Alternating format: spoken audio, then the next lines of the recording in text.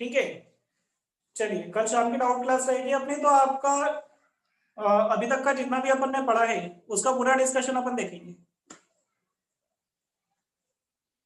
बेटा 8 से 9 का टाइम है, शायद आप देख लेना, आपके ग्रुप के अंदर होगा, मैं लिंक आपको भेजूंगा।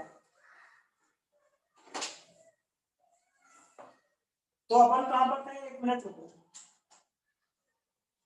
हम लोग थे एनर्जी हमने देखा था बेटा, और वेवलेंथ हमने देखी थी, है ना?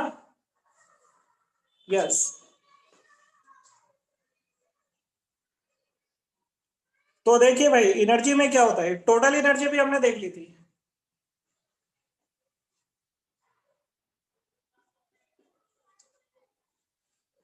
हमने जो फॉर्मूला देखा था एनर्जी के लिए, -13.6 अपॉन n²। बेटा ये हाइड्रोजन एटम के लिए था, करेक्ट। तो n = 1 पर एनर्जी क्या होगी आपकी, -13.6। n = 2 पर क्या होगी, तो n की जगह 2 रखोगे, 3.4 हो जाएगा ये। n = 3 रखो तो 9 आएगा नीचे। बेटा कितना होता है ये कुछ 1.51 होता है शायद, आपको याद है कि नहीं? 1.51 ही होता है क्या? एक बार डिवाइड करके देख लेना बेटा, कंफर्मेशन ले लेना। फिर n = 4 पे जाओ, तो -13.6 अपॉन 64 हो जाएगा।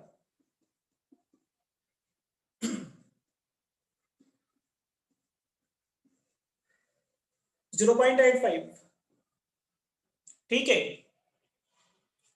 और एक और बेटा, n = 5 -0.54। ये n की वैल्यू रख रख के हम देख सकते हैं। 16 होगा ना, कहां पर 16 होगा? 1 मिनट, n = 4 रखा है यहाँ पे, तो 4 का स्क्वायर। और बिल्कुल सही बोल रहे हो। अब सुनो, ध्यान देना, ये एनर्जी लेवल ऐसे तो है, इनको आप ऐसे भी याद रखें।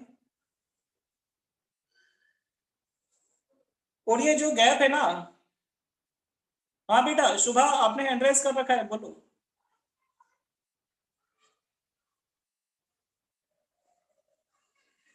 शुभा हैंड रेस कर रखा है आपने?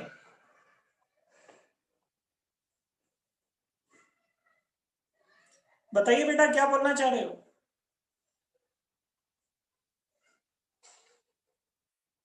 चलो सुनो, अभी इनके बीच की गैप चेक करो आप। 13.6 के बाद 3.4 है आपकी, है ना? और फिर ये गैप इनके बीच की कम होती जा रही है, देखो। तो एनर्जी लेवल भी आप ऐसे ही याद रखें, इनके बीच की गैप को ऐसे कम कर करके शो करते देना है आपको, इस तरीके से। और ये आप एक का डेटा यहाँ पे देख लो, तो अच्छा रहेगा।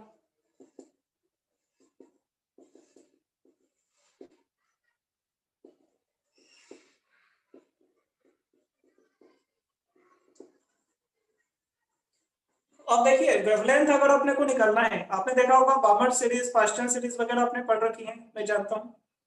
हम केवल एक रिपीट ही कर रहे हैं अभी, और हम कुछ खास नहीं कर रहे हैं। तो बामर सीरीज आपको कब मिलती है? जब आपका इलेक्ट्रॉन हायर स्टेट से n = 1 में गिरता है, यहां,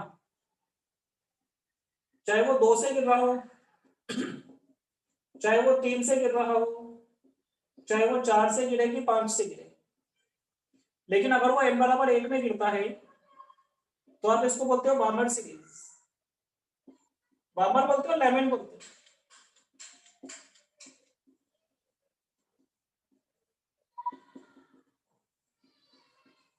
इसको आप लेमन सीरीज बोलते हो। लेकिन अगर ये n = 2 में गिरेगा तब आप इसको बामर सीरीज बोलते हो। अगर इलेक्ट्रॉन यहां गिरता है तो यहां से जो रेडिएशन निकलता है ना, उस रेडिएशन की स्पेक्ट्रम को आप बामर सीरीज बोलते हो।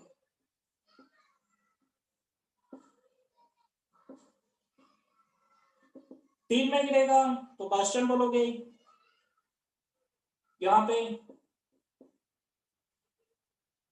करेक्ट। तो मैं यहां लिख देता हूं, अगर N1 आपका 1 है और N2 आपका 2 3 4 5, तो ये लाइमैन सीरीज कहलाती है। अगर N1 आपका 2 है और N2 आपका 3 4 5 6, तो ये कहलाती है आपकी बामर सीरीज। ऐसे बेटा पास्चन आ जाएगी। पास्चन सीरीज में N1 कितना होगा? अच्छा N1 N2 किसको बोल रहे हो जल्दी बताओ। N1 वो जहां पर आकर गिरा इलेक्ट्रॉन, और N2 क्या कौन सा, जहां से गिरा। ठीक है, तो इसके लिए N1 आपका 3 होगा मतलब यहां गिरेगा वो इस जगह, और N2 इसके ऊपर का होगा डेफिनेटली, बोलने वाली कोई बात ही नहीं है। क्वेश्चन हो गई। ऐसे आपकी जाएगी ब्रैकेट, उड़ेगा जाएगी आपकी फंड आ जाएगी। इसके लिए N1 बराबर 4 होगा, N1 बराबर 5 होगा।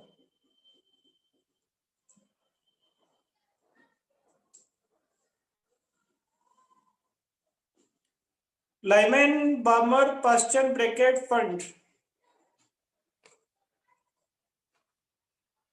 हाँ बेटा। हम्म,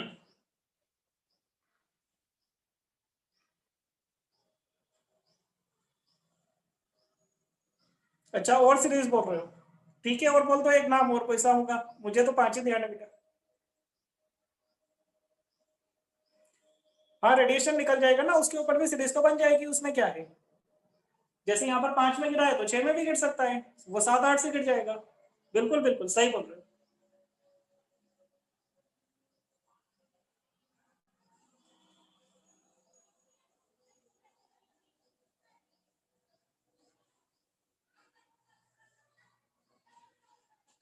तो ये जो अपन देख रहे हैं अभी, ये स्पेक्ट्रल सीरीज हो गई अपने लिए।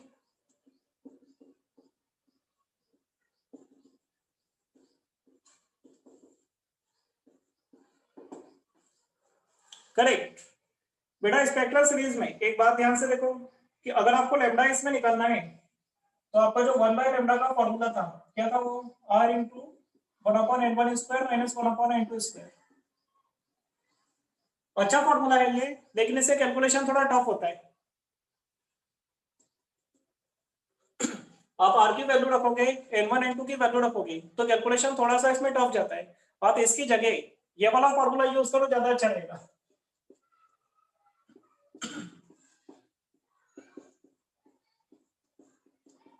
ये ज्यादा अच्छा फॉर्मूला है, इससे आंसर थोड़ा फास्ट आ जाएगा। क्योंकि देखो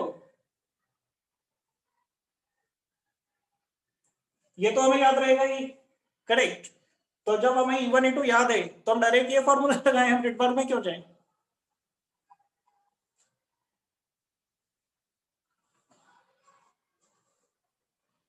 क्या आप बता सकते हो जो लाइमैन की पहली वेवलेंथ है कितनी है वो, लाइमैन सीरीज की पहली वेवलेंथ निकाल के बताओ बेटा अभी। ये 12400 लगा लो, इससे कर लो।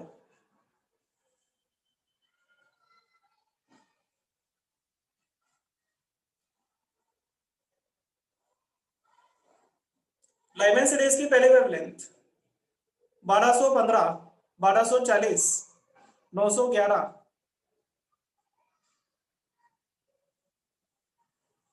1234। अरे इतने डिफरेंट आंसर अरे। हम्म,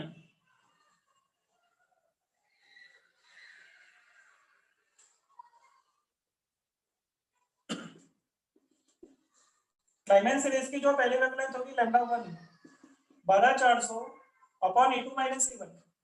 बेटा ये आपकी फर्स्ट वेवलेंथ है, तो आपको इसमें से इसमें आना है, तो इन दोनों एनर्जी में जो डिफरेंस है वो 10.2 है, देखो आप ध्यान से, है ना। तो ये अप्रॉक्स आंसर इसका आ जाएगा, हमें कैलकुलेटर से ही करना पड़ेगा इसको। हाँ 1240 एग्जैक्ट नहीं है, अप्रोक्सीमेट 1240 से कम आएगा। हाँ ये 1215 जो बोल रहे हो ना आप, ये लगभग ठीक है। मॉड्यूल में दे रखा है, आप मॉड्यूल सामने रख के बैठोगे ना, आप मॉड्यूल मेरे सामने रख कर ही बैठो, मतलब आपके सामने। ये जरूरी है अभी, क्योंकि डाटा बहुत सारे हैं।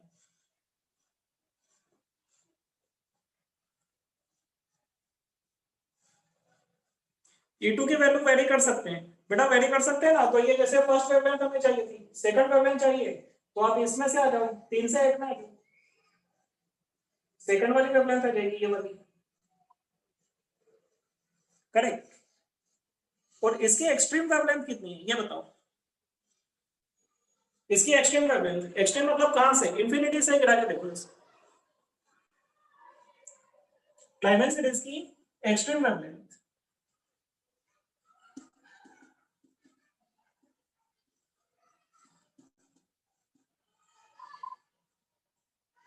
Lambda infinity.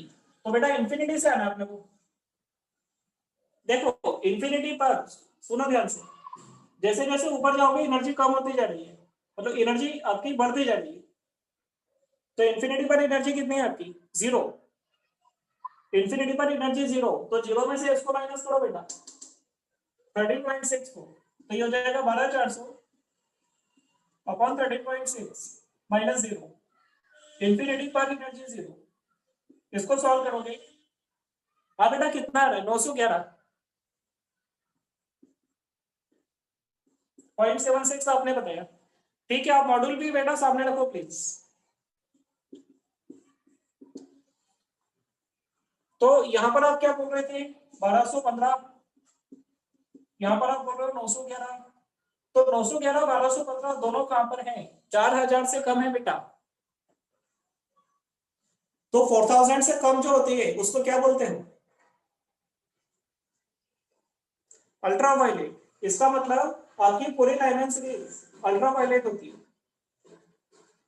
इसकी फर्स्ट वेवलेंथ और लास्ट वेवलेंथ दोनों अल्ट्रा वायलेट। लाइनें सीरीज आपकी यूवी होती है। तो मुझे लगता है आप बाकी चेक कर सकते हो, है ना, कि बामर किस में आएगा, पास्चन किस में आएगा, फंड किस में आएगा। करेक्ट। हम वेवलेंथ देखकर पता कर सकते हैं कि वो किस में आ रही है। बामर वाली विजिबल में आती है और वो बाकी तीनों इंफ्रारेड होती है। ठीक है बच्चों, इसमें नंबर ऑफ स्पेक्ट्रल लाइंस जो पॉसिबल हैं,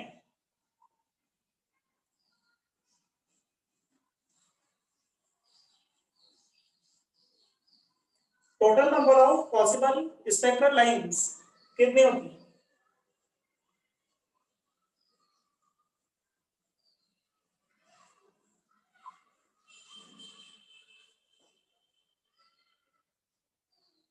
बता देना आपको, नहीं नहीं 2 minute.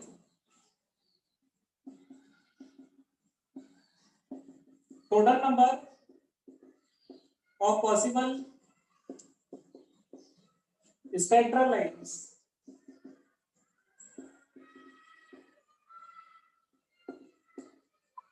From n equal to n to n equal to 1, nth state में से ग्राउंड स्टेट में आएंगे, तो टोटल कितनी डिफरेंट पॉसिबल लाइंस हमें मिल सकती हैं। ठीक है, n(n-1/2), बिल्कुल सही आंसर है आपका, n इंटू n-1/2।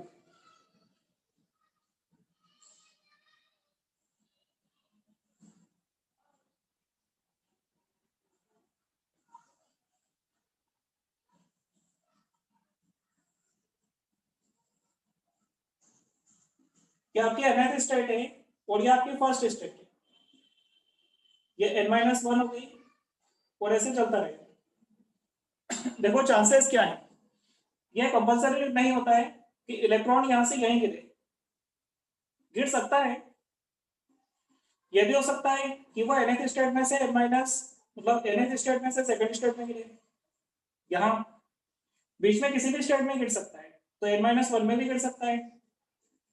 तो अगर nth स्टेट से अपन फॉल कराए तो टोटल कितने पॉसिबल नंबर है फ्रॉम nth स्टेट? तो देखो ध्यान देना बेटा, आंसर क्या है? nth स्टेट से गिरेगा 1 पे आ सकता है, 2 पे आ सकता है, n-1 पे कहीं भी आ सकता है। तो टोटल ये नंबर पॉसिबल है, n-1 ट्रांजिशन ले सकता है अगर nth स्टेट में से गिरेगा तो। क्या यहां तक समझ में आ रहा है आपको?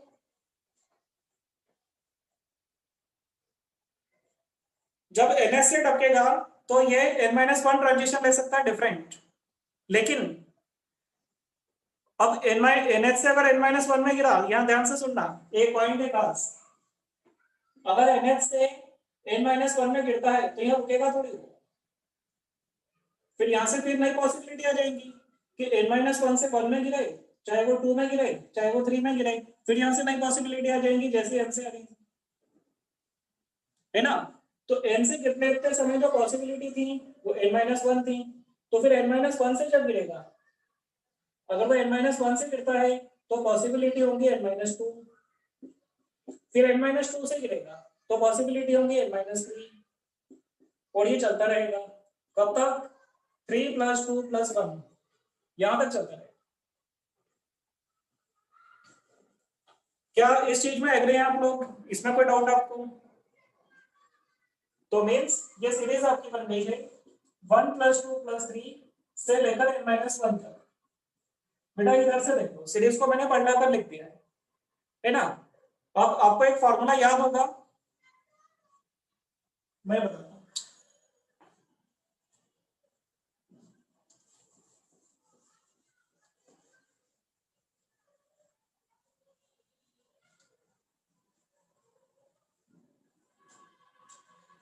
देखिए समझिए,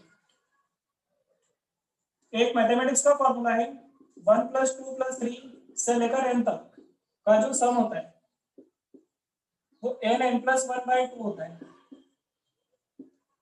इसको सिग्मा n कहा जाता है बेटा।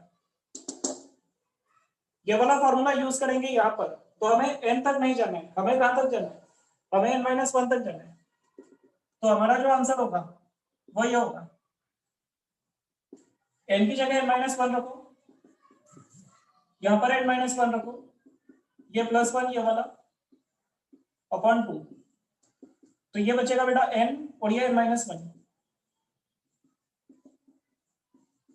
ये आपका आंसर है। टोटल इतने स्पेक्ट्रल लाइन्स हमें अलग अलग पॉसिबल हैं, ये डिफरेंट लाइन्स पॉसिबल है, इतनी लाइन आपको मिलेंगी नहीं कभी भी, ये बात ध्यान से सुनना। ये सारी लाइनें एक साथ नहीं मिल सकती।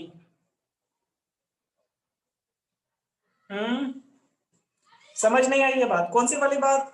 ये समझ नहीं आया, या जो मैंने अभी कहा था एक साथ क्यों नहीं मिल सकती?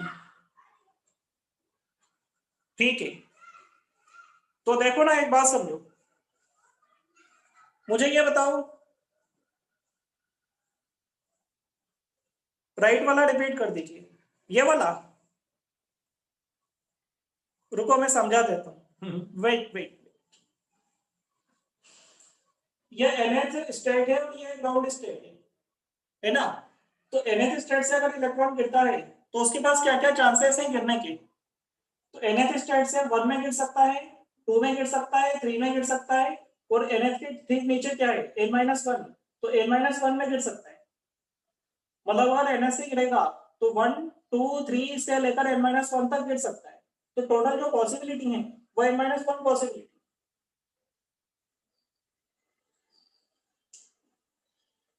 nth स्टेट से गिरते समय डिफरेंट स्टेट में आने की पॉसिबिलिटी n-1 है। ऐसे ही अगर वो n-1 से गिरेगा तो उसके पास कितनी पॉसिबिलिटी? n-2 पॉसिबिलिटी है, करेक्ट। फिर n-2 से गिरेगा तो n-3 पॉसिबिलिटी होंगी, ऐसे करके अपन 3 to 1 तक पहुंच जाएंगे। जैसे मान लीजिए ये थर्ड वाली स्टेट में से गिरा, ये 3 है, तो 3 में से गिरेगा तो इसके पास दो पॉसिबिलिटी होंगी कि या तो 3 से 2 में गिरे या 3 से 1 में गिरे, है ना। और 2 से गिरेगा तो बस एक पॉसिबिलिटी होगी, सिंगल।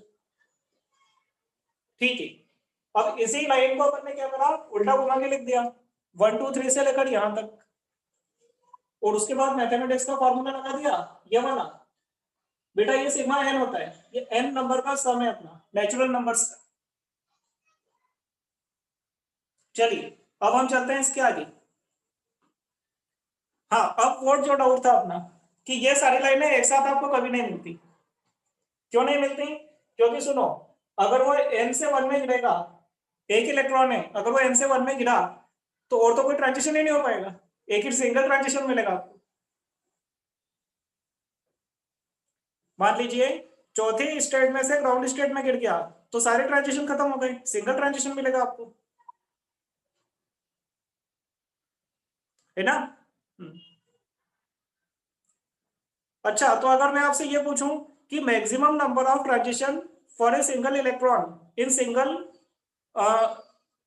सिंगल फॉल, नहीं मैक्सिमम नंबर ऑफ बोल रहा हूं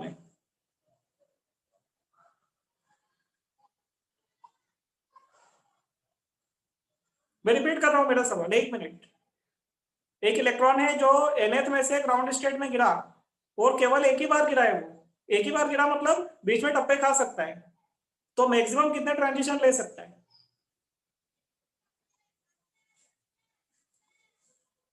तो देखो मैक्सिमम कितने ले सकता है मैं बताता हूँ आपको।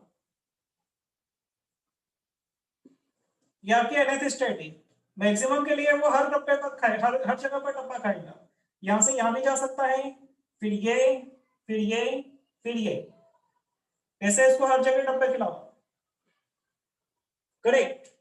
तो जैसे अगर ये मैं बोल रहा हूँ कि 4 है, 1 2 3 4, अगर ये 4 है तो आपको 3 ट्रांजिशन मिल गए, अगर ये 5 होगा तो 4 मिलेंगे, n होगा तो n-1 मिलेंगे। मतलब किसी अकेले इलेक्ट्रॉन के लिए nth स्टेट से ग्राउंड स्टेट में आने पर आपको जो सारी वेवलेंथ जो विजिबल दिख सकती है मैक्सिमम, वो n-1 है। ये नहीं मिल सकती आपको इतनी, ये तो अलग अलग है, कैसे हैं तो बेटा, ये सारी एक साथ पॉसिबल नहीं होती।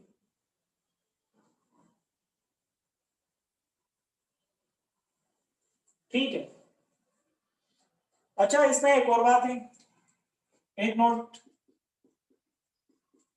अभी जो अपन ने करा था, n से 1 में गिरा था, अब अपन n2 से n1 में गिराते हैं। Total number of different possible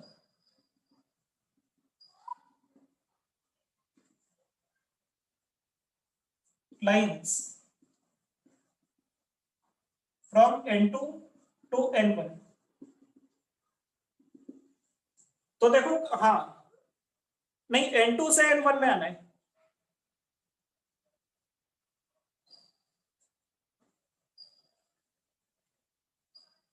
नहीं नहीं, ये n2 नहीं है, दिस इज नॉट n2, ये n बराबर 2 है और ये n बराबर 1 है। अब n1 n2 तो अपने नाम है, जिसमें से गिर रहा है हम उसको बोल रहे हैं n2, और जिसमें जाके रुकेगा वो n1 है। नहीं नहीं, तुम मेरी बात नहीं समझे, रुको अभी, ध्यान से सुनना। n2 n1 कोई भी नंबर हो सकते हैं, जैसे मान लो छठे से दूसरे में गिरा, छठे से गिरा दूसरे में, तो n2 बराबर 6 और n1 बराबर 2, ऐसे बोल रहा हूं। तो चलो समझना प्लीज, यहां पर देखना, ये आपका फर्स्ट, ये सेकंड, ये थर्ड, मैं इसको n2 बोल देता हूँ थोड़ी देर के लिए, मैंने थर्ड को क्या बोल दिया, n2, और ऐसे ही जो जहां से गिरा उसको मैंने n1 बोल दिया। अब तुम जरा रुको रुको रुको, जल्दबाजी मत करो, इस वाले पर वापस आना। बेटा nth से ग्राउंड स्टेट में आया था, nth से ग्राउंड स्टेट में आया था, तो ये गैप कितनी थी अपनी,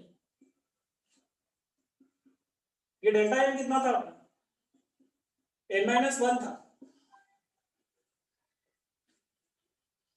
जब ये ns से ग्राउंड स्टेट में आया था तो जो डेल्टा n की वैल्यू थी वो n-1 थी। अब हम क्या बोल रहे हैं, आप एक काम करो, इसको जैसे ये ग्राउंड स्टेट था इसको ग्राउंड स्टेट मान लो, क्या दिक्कत है? मेरी बात ध्यान से सुनना, ग्राउंड स्टेट इसको ना बोल के इसको बोल दो, क्योंकि पहले इसमें गिरा रहे थे, आप इसमें गिरा रहे हो।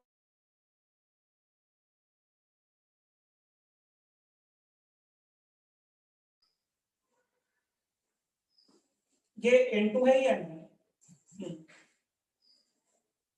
तो यहाँ पर जो गैप होगी ना, अगर इससे इसमें गिराओगी तो ये गैप होगी आपकी डेल्टा n बराबर n2 माइनस n1। और अब देखो फॉर्मूला क्या बनेगा, यही फॉर्मूला हो जाएगा। मैं इसको ऐसे भी लिख सकता हूँ,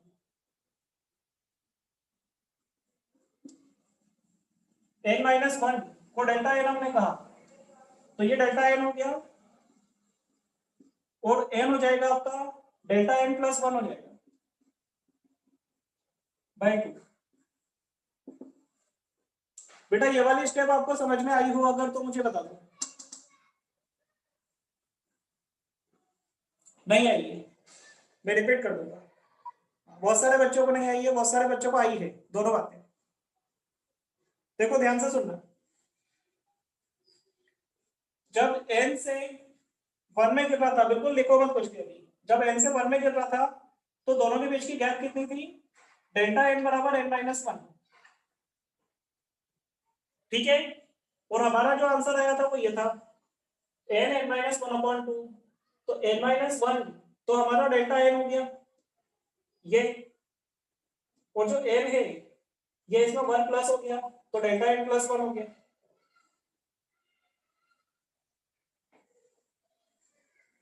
भाई तुम n-1 को डेल्टा n बोलोगे तो n को क्या बोलोगे, डेल्टा n+1 ही तो बोलोगे यहाँ पे। तो इसकी जगह पर लिख दो डेल्टा n+1, इसकी जगह लिख दो डेल्टा n/2। करेक्ट, ठीक है। अब जरा सुनो, अब हम क्या करते हैं, ग्राउंड स्टेट पे आ रहे थे ना, नीचे की स्टेट हमने कहाँ देखी थी, ये अगली स्टेट थी। अब हम यहाँ पर अगर n1 में तो नीचे की स्टेट मत देखो, आप n2 से n1 में आ जाओ, तो डेल्टा n क्या होगा आपका, यहाँ पर जो डेल्टा n होगा इस केस में यहाँ से यहाँ तक का, वो आपका n2 माइनस n1 हो जाएगा। तो इसलिए आपका आंसर होगा नंबर ऑफ लाइंस वाला, डेल्टा n मतलब n2 minus n1, delta n+1 तो n2 माइनस n1+1 और अपॉन 2, ये फॉर्मूला इसमें कन्वर्ट हो जाएगा।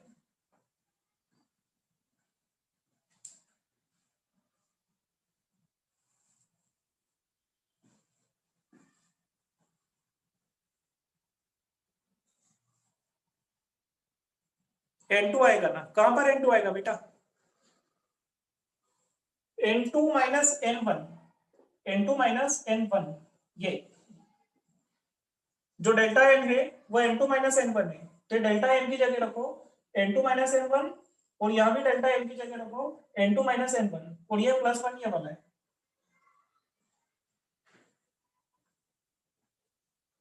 करेक्ट, ठीक है। बस एक बात और ध्यान रखना है आपको, इसके साथ में एक बात और ध्यान रखना है कि ये सारी लाइनें आपको एक ही बार में नहीं मिलती है ना। तो एक बार में मैक्सिमम कितने मिल सकती हैं, n-1 मिल सकती हैं बस।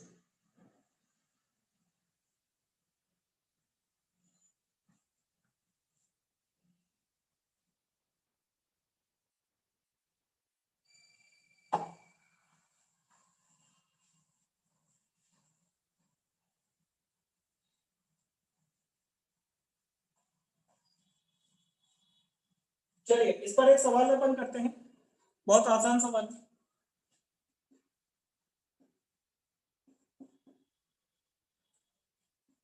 Hydrogen atom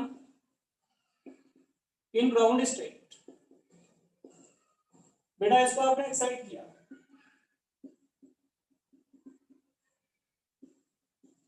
by wavelength 950 angstrom. तो फाइंड कीजिए डिफरेंट नंबर ऑफ पॉसिबल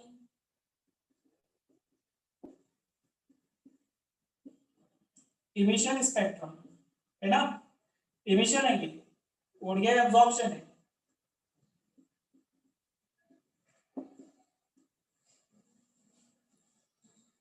क्या करा है इसने, ध्यान से सुनना। हाइड्रोजन एटम ग्राउंड स्टेट में था तो तुमने 950 एंगस्ट्रॉम की वेवलेंथ के फोटॉन से उसको एक्साइट कराया, मतलब फोटॉन की एनर्जी किसको मिली,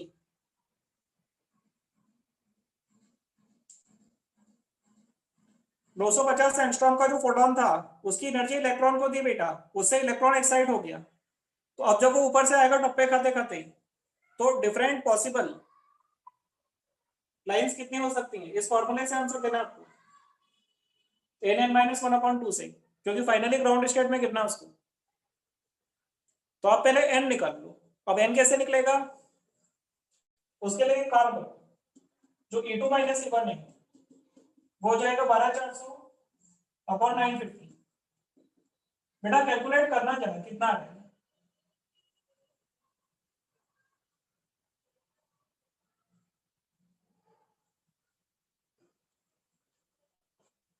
इंफिनिटी। अरे E2-E1 12400 को 950 से डिवाइड करो, ये वैल्यू बताओ एनर्जी कितनी आ रही, 13। थोड़ी एग्जैक्ट देखो, कैलकुलेटर से करो, कैलकुलेटर से। 13.05, हाँ ठीक है, इलेक्ट्रॉन वोल्ट। अब इसके अंदर ये जो एनर्जी E1 है ये तो अपने ग्राउंड स्टेट है ना, तो ग्राउंड स्टेट की एनर्जी अपन रखेंगे, तो E2 मिलेगा अपने को E1 प्लस 13.05।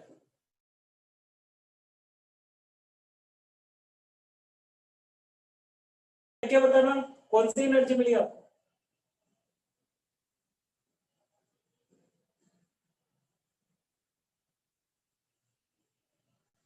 -0.5 अप्रॉक्स कुछ मिल रही है ना।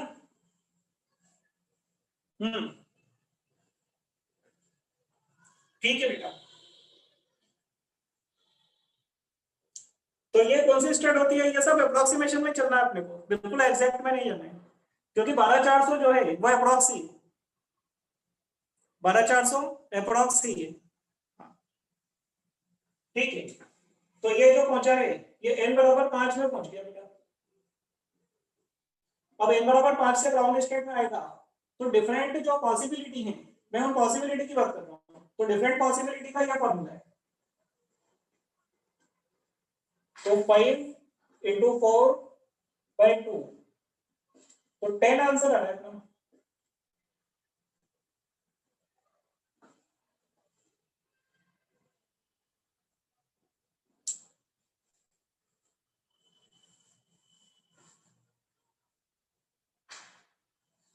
बेटा ये 0.54 निकाला था ना अपन ने, 0.54 कौन सी एनर्जी स्टेट थी, 0.54 कौन सी एनर्जी स्टेट थी अपनी, पांचवी तो थी, n=5, तो मतलब n=5 पर जंप कर गया।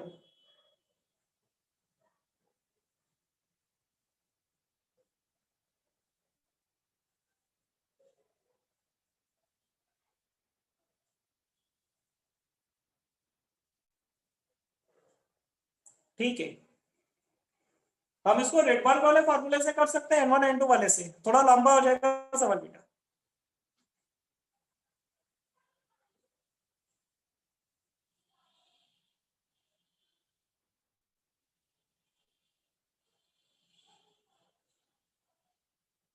तो देखिए आपको यहाँ पर 10 डिफरेंट पॉसिबिलिटी है, ये 10 डिफरेंट पॉसिबिलिटी, 10 लाइनें आपको नहीं मिलेंगी, करेक्ट, ये 10 डिफरेंट पॉसिबिलिटी है, ये आपके सामने आ सकती हैं, लेकिन ऐसा नहीं है कि एक आएगी तो दूसरे पे आएगी आएगी, हो सकता है एक ही मिले, ये केवल पॉसिबिलिटी है।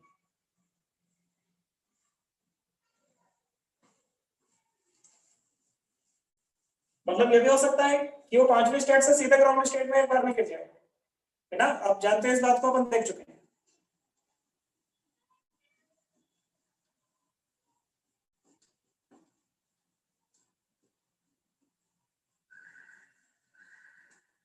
हाँ बेटा, इससे आगे चलेंगे अपन,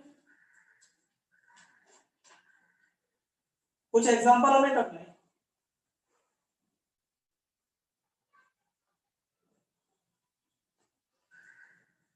एक आसान सा सवाल है, आप कर सकते हो। फाइंड कीजिए रेडियस ऑफ पहला second orbit of hydrogen atom, second orbit of hydrogen atom, third orbit of helium positive ion, और fourth orbit of lithium double plus ion. बेटा इनकी अपने को ये रेडियस निकालनी है, ठीक है। तो जैसे फर्स्ट वाले की चैट सेटिंग, ये चैट क्या एवरीवन पे जा रहा है क्या? अच्छा रुक जाओ, एक सेकंड रुको।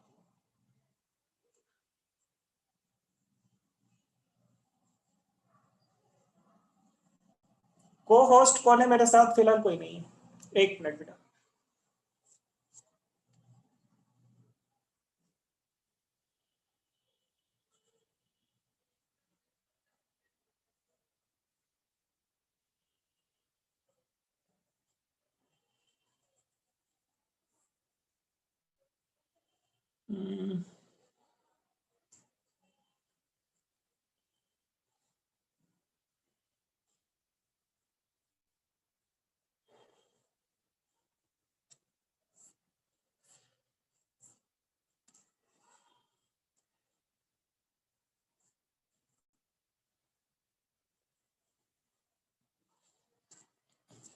ऑप्शन इसमें नहीं आ रहा बेटा अभी। एक काम कीजिए आप लोग, आप खुद चैट मत कीजिए ना, कोई भी मत कीजिए, केवल बहुत जरूरत पड़े तभी करना है, ठीक है। यस, सबके लिए अच्छा रहेगा। बार बार स्क्रीन पर चैट आएगी तो आपको देखने में दिक्कत तो आएगी। हम्म। नहीं, आप इसको भी मत कीजिए, मैं ये भी बोल रहा हूँ ना, वो यस का रिप्लाई भी मत कीजिए। ये तो जब मैं आपसे पूछूं, कोई आंसर पूछूं, बस आप तभी चैट करना। आप केवल पैनलिस्ट को चैट कीजिए ना बेटा, सारे बच्चे प्राइवेट चैट कीजिए, ओनली टू पैनलिस्ट, ठीक है, ठीक है।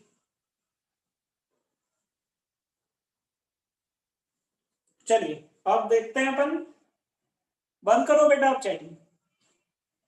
हमको देखना है कि second orbit of hydrogen atom, तो अपन ने जो रेडियस का फॉर्मूला बनाया था R equal to R not,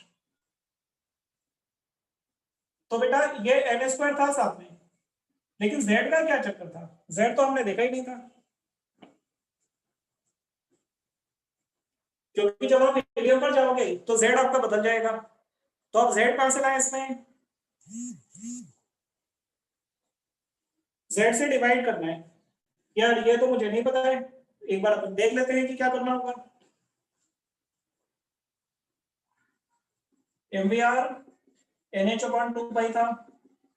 अच्छा, आपका जो फोर्स था m v square upon r, ये हो जाएगा आपका Z e into e upon r square.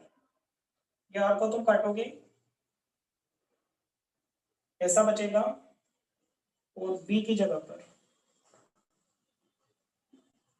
N H upon two pi R, two pi M R का तुम करोगे square, Z square upon R. हाँ बेटा सुनो, तो ये हो जाएगा तुम्हारा, इसका स्क्वायर हो रहा है तो आर इसका ऊपर जाएगा, इधर आ रहेगा तो जेड आपका नीचे आ जाएगा। बिल्कुल सही बोल रहे हो। ये मुझे याद नहीं रहता बेटा, ये आपको टेबल दे रखी है, आपको आपके मॉड्यूल में टेबल दे रखी है, सब में जेड और एन की डिपेंडेंसी दे रखी है, तो वो आपको देखना है। केवल प्रोपोर्शनलिटी याद रखना, वो पूरा डाटा याद मत करना। करेक्ट, ठीक है। केवल प्रोपोर्शनलिटी आप याद रख लेना कि आर के केस में ये n² z है। तो अब हम बात करें हाइड्रोजन एटम की, तो हाइड्रोजन एटम के लिए z = 1 होता है।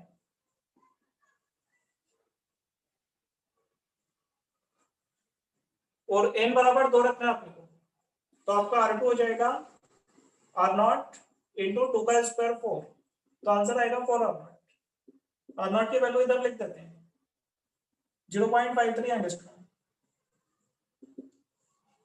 ऐसे जब आप बात करोगे इसकी सेकंड वाले की, हीलियम पॉजिटिव, है ना, तो इसमें आपको R3 चाहिए, तो R0 ये 9 हो जाएगा, और Z की जगह पर आएगा हीलियम पॉजिटिव का बेटा 2, तो 9R0/2, ये आपका आंसर होगा। ऐसे लिथियम के लिए आपको R4 चाहिए, तो n बराबर 4 रखिए, यहाँ पे 16 मिलेगा, अपॉन में लिथियम का Z कितना होता है, 3 होता है।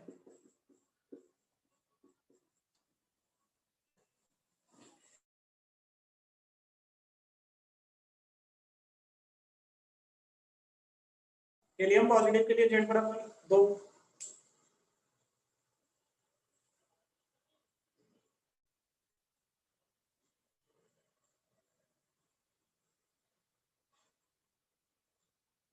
ठीक है, कहां पर, ये 9/2 है। हाँ, तो इस तरीके से हो जाएगा। ये ज्यादातर सवाल बेटा इसके ऐसे बनते हैं, बहुत बच्चों वाले सवाल है, ये कुछ खास सवाल नहीं होते।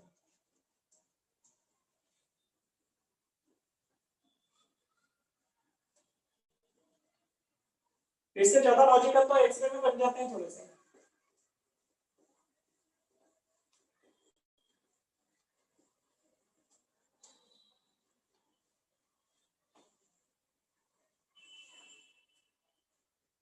ठीक है, एक सवाल और करना है आपने को, आपको आंसर देना है कि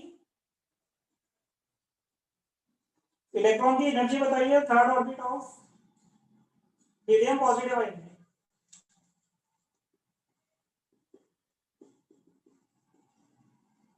एनर्जी ऑफ इलेक्ट्रॉन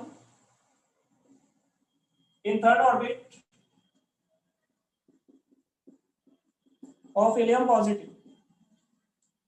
तो बेटा एनर्जी का जो फॉर्मूला था वो था अपना -13.6 इंटू Z²/n², ये अपना फॉर्मूला। एनर्जी में Z² ऊपर आ जाएगा, आप देख पाओगे, उसमें कोई दिक्कत नहीं है ना। तो आपको हीलियम में जाना है थर्ड ऑर्बिट में, तो E3 मिलेगा आपको हीलियम पॉजिटिव के लिए, -13.6, Z की जगह 2 रखें तो 4 हो जाएगा, n की जगह 3 रखें तो 9 हो जाएगा। बस यही आपका आंसर है बेटा, सॉल्व करके जो भी आ जाएगा,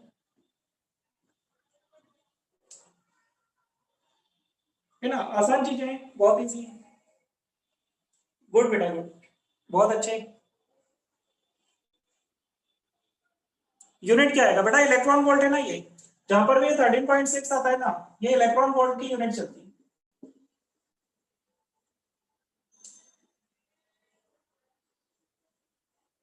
तो माइनस साइन लगाना जरूर, ये बात ध्यान रखना।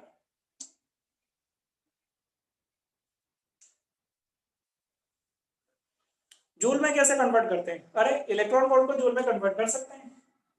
1 इलेक्ट्रॉन वोल्ट, तो इलेक्ट्रॉन के चार्ज की वैल्यू कितनी है, 1.6 इंटू 10⁻⁻⁹ कूलम, तो कूलम इंटू वोल्ट, तो कूलम और वोल्ट का जो प्रोडक्ट है यही तो जूल होता है। Coulomb into volt equal two joule है बेटा। ये ऐसा ही है, ये भी ऐसा ही, तो जो बनेगा वो भी ऐसा ही बनेगा।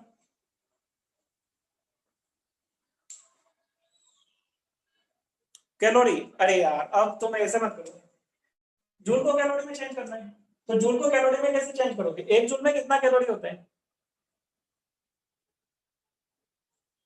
2 कैलोरी होता है 1 जूल में।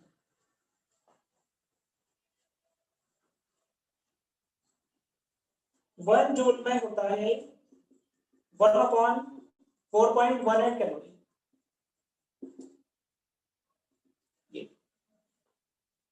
नहीं, 1/4.18 कैलोरी। 1 कैलोरी में होता है 4.18 जूल। ये ऐसा तो जूल से कैलोरी में आना तो ऐसे कर देना। नहीं आएगा कैलोरी में, क्यों आएगा? कभी नहीं आएगा। कैलोरी में कब आएगा? जब हीट वाले सवाल होंगे ना, तब कैलोरी वाली यूनिट आएगी बेटा, इसमें कभी नहीं आएगी।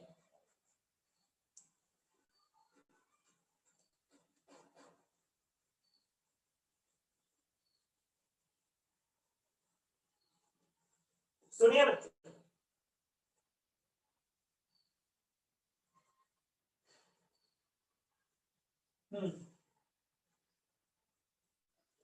देखिए फॉर हाइड्रोजन एटम आपको वेवलेंथ मिलती है लैम्डा,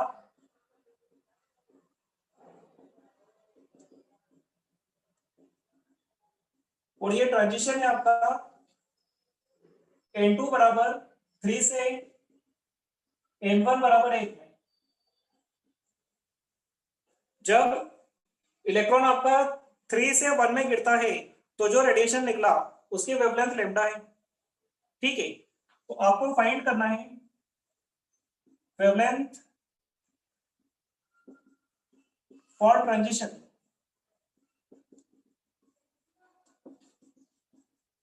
फ्रॉम N2 बराबर 3 से 2 में आना है। N2 equal to 3 to N1 equal to 2 in helium positive. बेटा हीलियम पॉजिटिव में जाना है और आपको इसका लिए वेवलेंथ निकालनी है, और जो आपका आंसर होगा वो लैम्डा की टर्म्स में होगा, जैसे 2 lambda 3 lambda lambda by 2 like that. एक बार ट्राई कीजिए।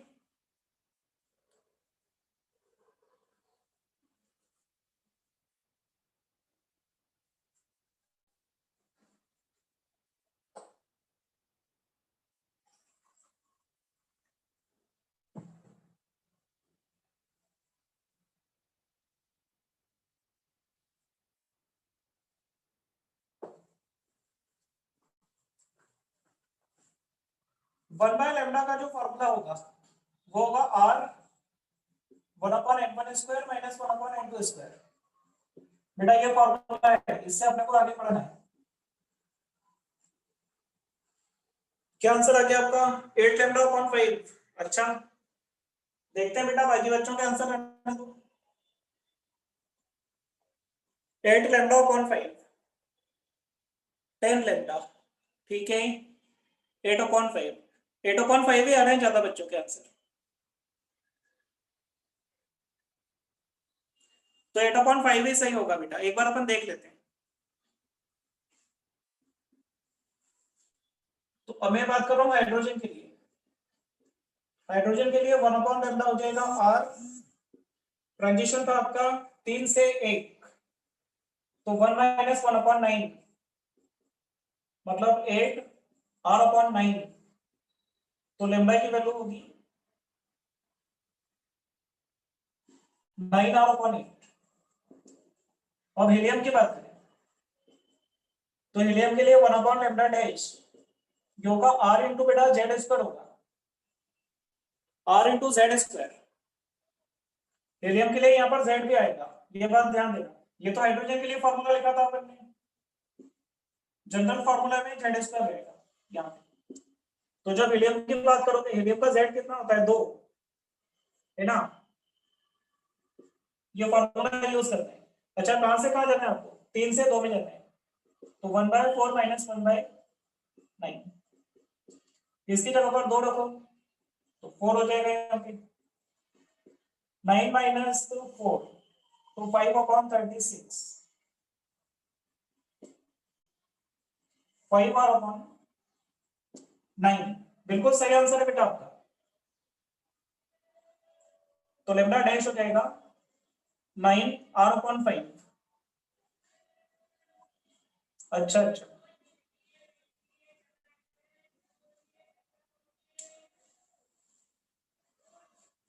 तो देख लिया कहां पर एक गलती हो गई अपने से, हमने जेड नहीं रखा था।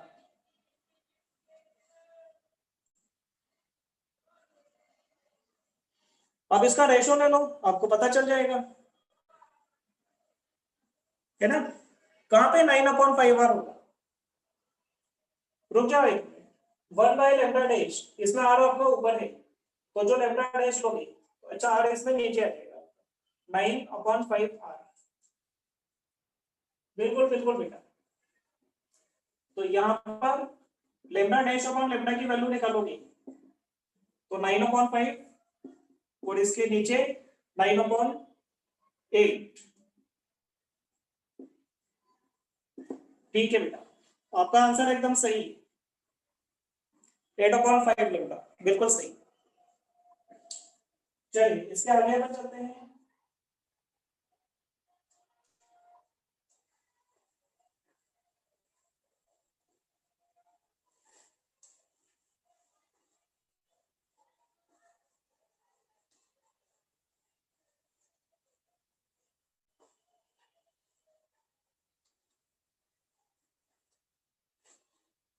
बेटा एक्साइटेशन पोटेंशियल, आयोनाइजेशन पोटेंशियल, ये आपको मुझे डिफाइन करना है क्या?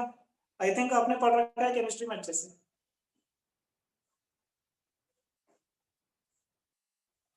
डिफाइन करूं? ठीक है, केवल डेफिनेशन है जस्ट, देखो।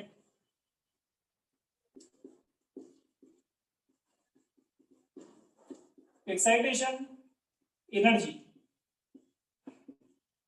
एक्साइटेशन एनर्जी आप जहां से जहां एक्साइट करोगे वो, और क्या, जैसे ये आपका स्टेट है, E1 स्टेट, ये आपका E2 स्टेट, इलेक्ट्रॉन यहाँ था, आपने इसको एनर्जी दी, तो ये इसमें चला गया, तो कितनी एनर्जी आपने दी होगी इसको, E2 - E1।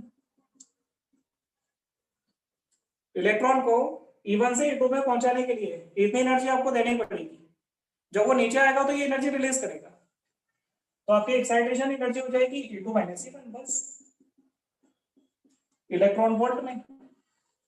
अच्छा, अगर इलेक्ट्रॉन इसमें से हटा दूं तो, यूनिट में से मैं इलेक्ट्रॉन को हटा दूं तो वोल्ट बचेगा, मतलब वो एनर्जी अपन पोटेंशियल डिफरेंस के थ्रू हम देंगे। ठीक है, हम एनर्जी को देंगे पोटेंशियल डिफरेंस के थ्रू, तो इलेक्ट्रॉन हटा दिया जाए तो वोल्ट बचेगा, तो ये आपका एक्साइटेशन पोटेंशियल हो जाएगा इलेक्ट्रॉन हटाने के बाद।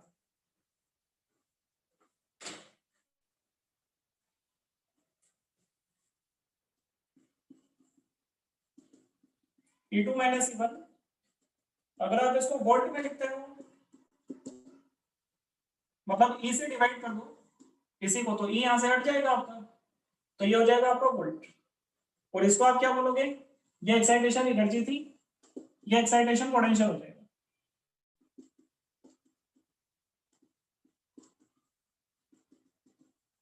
ये इलेक्ट्रॉन वोल्ट में आएगी, तो इलेक्ट्रॉन कट के ये वोल्ट में आ जाएगा।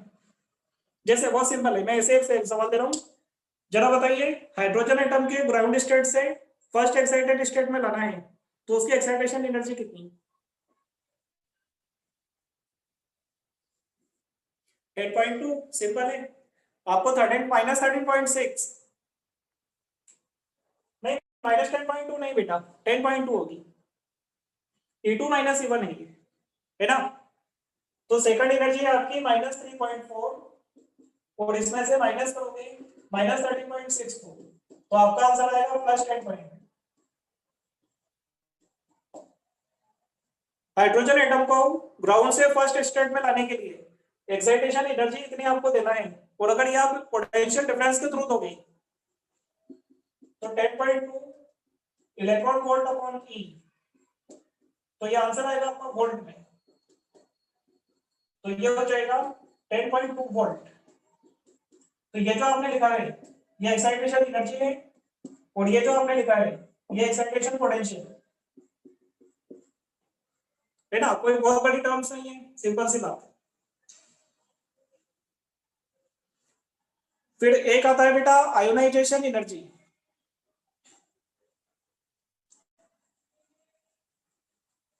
आयोनाइजेशन एनर्जी क्या होती है? आपको ग्राउंड स्टेट में से हटाना है बेटा इलेक्ट्रॉन को, तो इसको आयोनाइजेशन एनर्जी बोलते हैं। आयोनाइजेशन एनर्जी, ये आपका ग्राउंड स्टेट है, इसमें से इलेक्ट्रॉन को इंफिनिटी पर पहुंचा दो, तो इसको यहां तक पहुंचाने में जो एनर्जी रिक्वायर्ड है, इस एनर्जी को आप बोलते हो आयोनाइजेशन एनर्जी। तो आयोनाइजेशन एनर्जी होगी आपकी ई इंफिनिटी माइनस ई ग्राउंड। वो डेफिनेशन भी बेटा यही है, ध्यान से सुनना। इलेक्ट्रॉन को ग्राउंड स्टेट से इनफाइनाइट ऑर्बिट मतलब एटम से बाहर निकालने के लिए जो एनर्जी लगती है, that is called ionisation energy. बेटा इंफिनिटी पर जाओगे तो एनर्जी जीरो हो जाएगी आपकी। और ग्राउंड स्टेट में कितनी थी? अगर मैं हाइड्रोजन एटम की बात करूं, -13.6 फॉर हाइड्रोजन एटम, तो आपका आंसर आएगा +13.6 electron volt for hydrogen atom. मतलब वो एक ही टर्म में उसी को घुमा घुमा का नाम चेंज कर रहे हैं।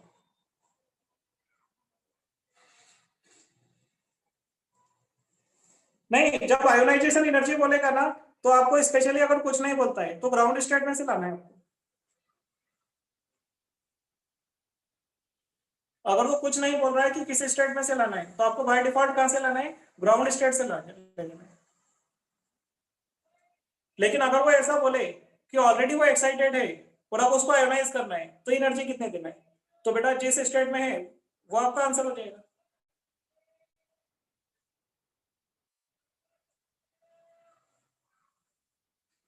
है ना? तो आप इसको बाइंडिंग एनर्जी भी बोलते हो। It is also called binding energy. Binding energy का क्या मतलब है कि अगर इतनी एनर्जी आपने दे दी तो आपका जो सिस्टम है वो अनबाउंड हो जाएगा, इलेक्ट्रॉन एटम को छोड़ के बाहर निकल जाएगा। इसी को बाइंडिंग एनर्जी भी कहा जाता है। लास्ट पॉइंट अपन ने क्या कहा? लास्ट पॉइंट यही कहा है हमने, आयोनाइजेशन एनर्जी तो ग्राउंड स्टेट से अपन देखते हैं, लेकिन अगर सवाल में उसने ऐसा बोला कि वो ऑलरेडी सेकंड स्टेट में है, यहाँ पर है, तो यहां से आयोनाइज करना है तो कितनी एनर्जी देना है? तो बेटा यहाँ की जो एनर्जी है उसका साइन चेंज कर दो। यहाँ पर -3.4 है, तो आपका आंसर आएगा +3.4।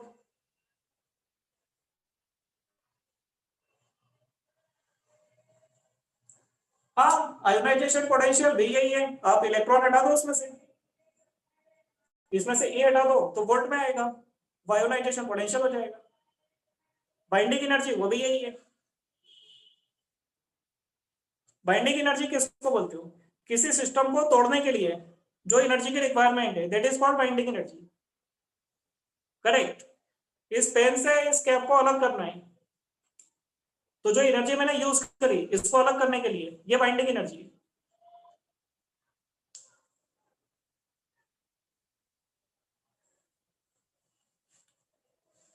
बेटा वीडियो लैगिंग सबके लिए हो रहा है क्या?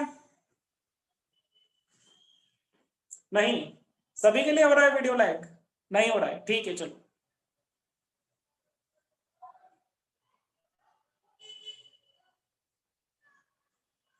कुछ के लिए हो रहा है, कुछ के लिए नहीं हो रहा, तो मतलब नेट का इशू बेटा आपकी तरफ से।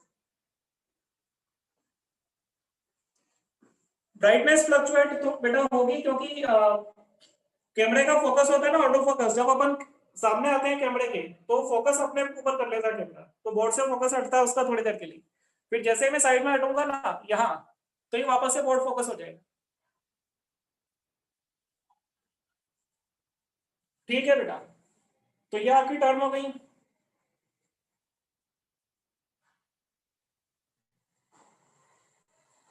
चलिए,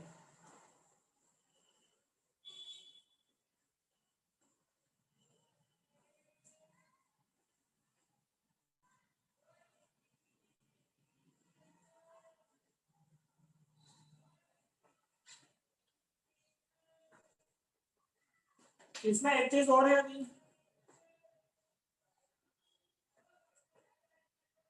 आपके मॉडल में भी दे रखा है, रिकॉइल एनर्जी,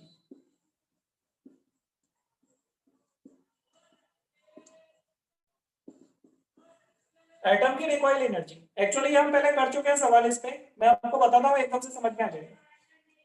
ये आपका एटम था,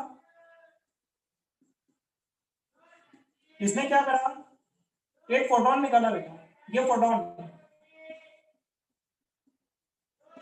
फोटोन का मोमेंटम पी हो गया, फोटोन का मोमेंटम पी है एच बाय लैम्डा। अब मुझे एक बात बताओ, मोमेंटम कंजर्वेशन क्या बोलता है? सिस्टम पर बाहर से फोर्स आपका जीरो है तो मोमेंटम कंजर्व है कि नहीं, है ना? बिल्कुल होना चाहिए। तो ध्यान से सुनो, जैसे ये बुलेट और गन वाला एग्जांपल है, जब आप बुलेट फायर करते हो तो गन पीछे आती है, बिल्कुल। तो ये वही एग्जांपल होगा, जितना मोमेंटम फोटोन को मिला है उतना ही मोमेंटम इस एटम को भी मिलना चाहिए, पी। तो बेटा मोमेंटम दोनों का सेम होगा, तो एटम के पास जो एनर्जी होगी वो इसकी रिकॉइल एनर्जी होगी। रिकॉइल एनर्जी ऑफ एटम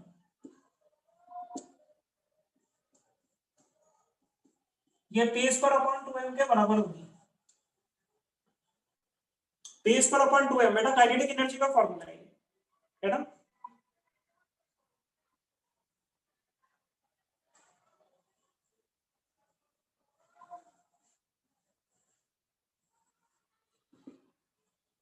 ठीक है। अच्छा एक बात बताओ, फोटोन की एनर्जी कितनी है? फोटोन की एनर्जी, हाँ एम बेटा फोटोन का मास है, सॉरी फोटोन का नहीं, एटम का मास।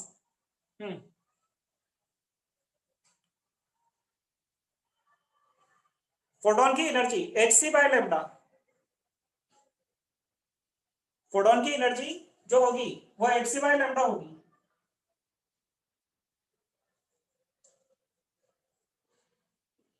एनर्जी ऑफ फोटोन ये होगी एच सी बाय लेमडा। आप चाहें तो एच बाय लेमडा को पी लिख सकते हैं, तो पी सी भी लिख सकते हैं ये। तो ध्यान से सुनना बेटा, फोटोन की एनर्जी इतनी है, एटम की रिक्वायर्ड एनर्जी इतनी है, ये दोनों एनर्जी कहां से आई? मेरा ये सवाल है आपसे। फोटोन क्यों निकला था?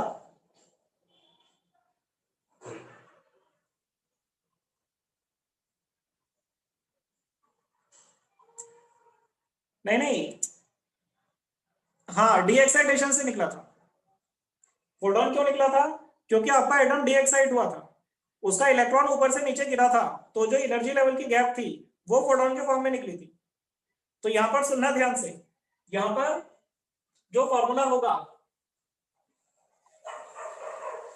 एक सेकंड बेटा, ये आपका E1 है, ये E2 है, इलेक्ट्रॉन यहां से डी एक्साइट हुआ ये, तो जो एनर्जी इसने रिलीज करी वो दो जगह पर जाएगी। कौन सी दो जगह? एक तो फोटोन की एनर्जी और एक इसकी खुद की एनर्जी, ये दोनों एनर्जी इसी से आएंगी बेटा। तो यहां पर इक्वेशन ये होगा कि E2 minus E1 equal to P square upon 2m plus P C. बच्चों ये इक्वेशन वैलिड होगा इसमें। हमने एनर्जी कंजर्वेशन यूज करा है।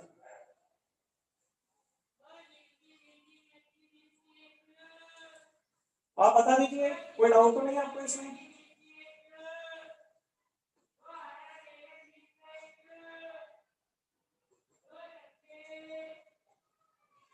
रिकॉइल कैसे निकाला? अरे भाई, अगर फोटोन को मोमेंटम पी मिलता है तो इसको भी तो पी मोमेंटम मिलेगा, क्योंकि टोटल मोमेंटम बेटा जीरो है,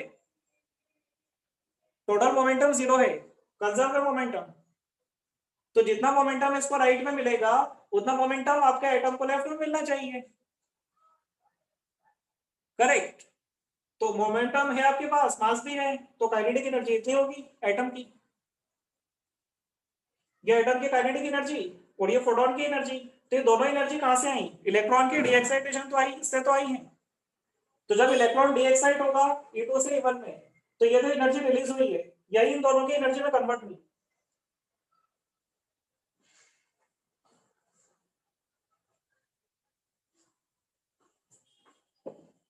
हाँ बेटा, एक मिनट।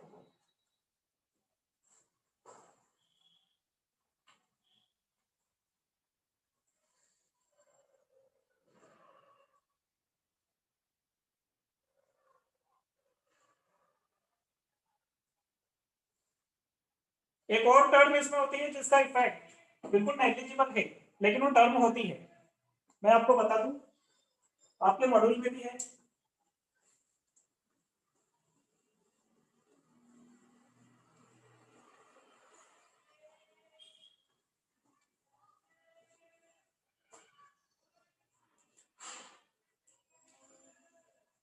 बेटा जिसको आप बोलते हो रिड्यूस्ड मास, इसको म्यू लिखा जाता है। देखिए एक्चुअल में क्या हो रहा है, जब इलेक्ट्रॉन न्यूक्लियस के आजू बाजू घूमेगा तो किस फोर्स के थ्रू घूमता है? कौन सा फोर्स है जो इलेक्ट्रॉन को घुमाएगा? Electrostatic force. हाँ, सेंट्रीपेटल मतलब वो सेंट्रीपेटल इलेक्ट्रोस्टैटिक से तो आएगा बेटा। देखो ना, यहां आपका न्यूक्लियस ये रहा, ये न्यूक्लियस है, पॉजिटिव चार्ज, और ये इलेक्ट्रॉन है, नेगेटिव चार्ज। इसके मास को एम बोल दो, इसके मास को कैपिटल एम बोल दो, और ये सेपरेशन को आप आर मान लो इसको। तो इलेक्ट्रोस्टैटिक फोर्स जो होगा वो इलेक्ट्रॉन पर नीचे लगेगा और न्यूक्लियस पर ऊपर लगेगा। क्या फोर्स केवल इलेक्ट्रॉन पे लगेगा, न्यूक्लियस पे नहीं लगेगा? लगेगा ना, यस। तो क्या ऐसा पॉसिबल है कि फोर्स लगने के बाद भी न्यूक्लियस आपका रेस्ट में रहे? किसी बॉडी पर फोर्स लग रहा है और बॉडी फिर भी रेस्ट में है, ऐसा पॉसिबल है क्या? अरे कैसे पॉसिबल होगा? नहीं पॉसिबल है। ये देखो ना, ये एक स्मूथ सरफेस है, यहाँ पर एक बॉडी मैंने रख दी 1 किलोग्राम की, इस पर मैंने फोर्स लगा दिया 10 न्यूटन, अब कैसे रेस्ट में रहेगी? संभव ही नहीं है। हम्म।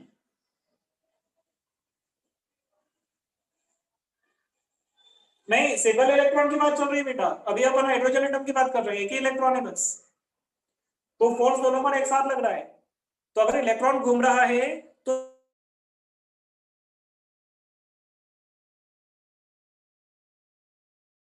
बैलेंस हो पाएगा। तो देखिए एक्चुअल में क्या होता है, एक्चुअल में ये होगा यहाँ पर इलेक्ट्रॉन और न्यूक्लियस मतलब प्रोटॉन दोनों का जो सेंटर ऑफ मास होगा, ये ये सेंटर ऑफ मास है। तो सेंटर ऑफ मास के अबाउट ये दोनों एक साथ घूमेंगे बेटा, ये ऐसे इलेक्ट्रॉन घूमकर यहां पर आएगा तो आपका न्यूक्लियस यहां चला जाएगा, ऐसे।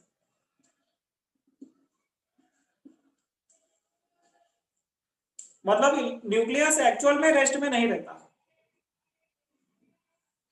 न्यूक्लियस एक्चुअल में रेस्ट में नहीं रहता है। हमने बोर मॉडल के जितने फॉर्मूले बनाए हैं उन सब में हमने क्या बनाए कि न्यूक्लियस रेस्ट में रहता है, केवल इलेक्ट्रॉन घूमता है।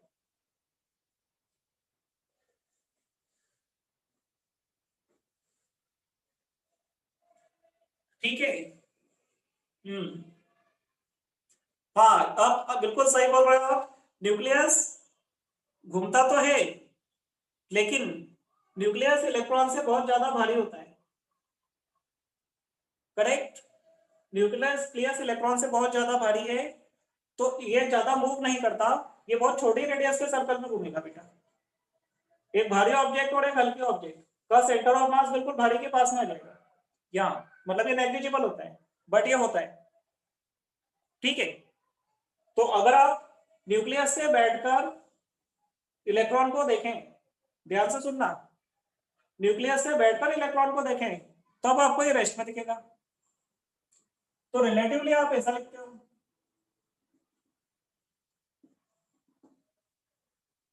मास of electron with respect to frame of nucleus.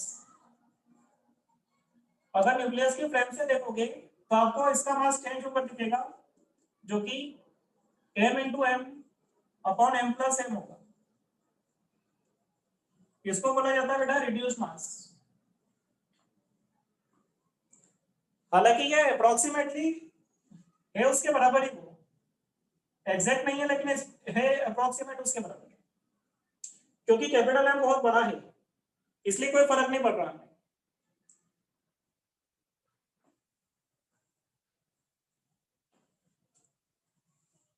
Lagging बेटा, लैगिंग सबके लिए नहीं हो रहा है यार, आपके लिए हो रहा है तो फिर आपके नेट का इशू होगा।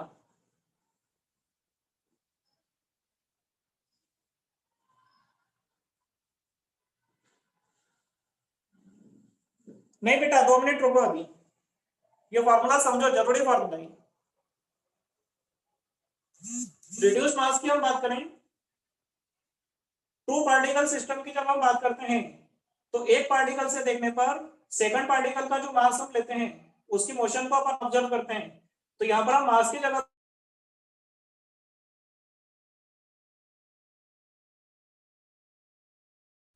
अभी आप इसको केवल एक्सेप्ट कर लीजिए।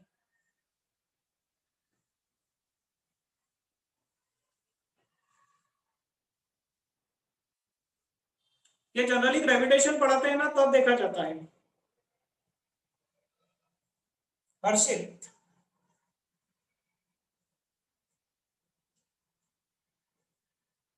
हाँ इसका इफेक्ट नेग्लिजिबल होता है अगर एक बॉडी बहुत भारी है तो। इसका इफेक्ट नेग्लिजिबल होता है क्योंकि कैपिटल एम बहुत बड़ा है स्मॉल एम से, तो नेग्लिजिबल इफेक्ट है इसका। लेकिन ये इसका इफेक्ट जब ज्यादा हो जाता है जब दोनों के मास लगभग बराबर हो। अगर इसका मास भी एम है और इसका मास भी एम है तो बेटा दोनों की रेडियस बराबर होगी, दोनों बराबर रेडियस में घूमेंगे।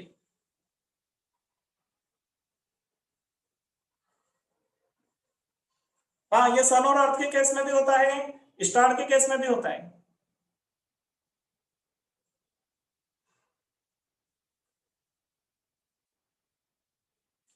और आपने ये भी तो पढ़ा है ना बेटा कोलिजन वाले चैप्टर में, ध्यान से देखो सुनो, m1 m2 मास की दो बॉडी हैं, स्प्रिंग से आपने जोड़ा और इसको आपने ऐसे रिलेटिव स्पीड से फेंक दिया सामने की तरफ, तो जो मैक्सिमम एलोंगेशन होगा तो इक्वेशन बनती है half K X square equal to half mu P R का स्क्वायर। करेक्ट, हाँ तो यहां पर यूज में आती हैं ये चीजें। इसका कोई सवाल नहीं आएगा आपके सामने, टर्म है इसलिए मैंने बता दिया।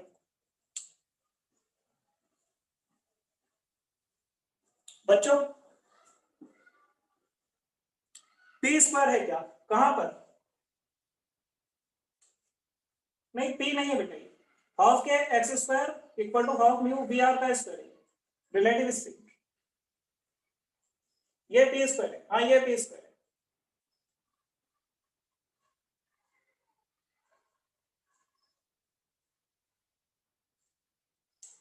ठीक है बच्चों, चलिए एटम कंप्लीट है बेटा आपका। हाँ आपके मॉड्यूल के हिसाब से एटम कंप्लीट है, मेरे हिसाब से एक चीज और बच गई है इसमें भी।